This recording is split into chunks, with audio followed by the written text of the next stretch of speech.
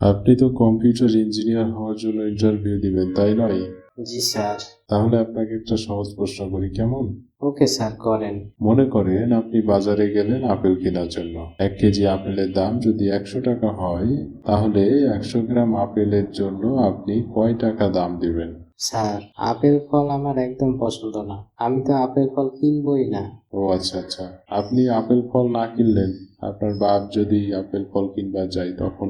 আমার বাপের তো দাঁতই নাই, খালি কলা খাবার পারে, তাও কলা খাইলে তা ছিলে দেওয়া লাগে। তাহলে আপনি কোন স্যার, আমার বাপ আপেল দিয়ে কি করবে? ও আচ্ছা আচ্ছা, বুঝলাম।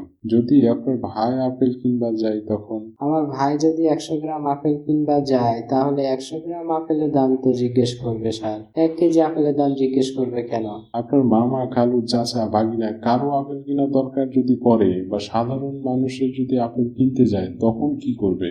সাধারণ মানুষের কি সেই সামর্থ্য আছে স্যার যে বাজারে গিয়ে আপেল কিনবে?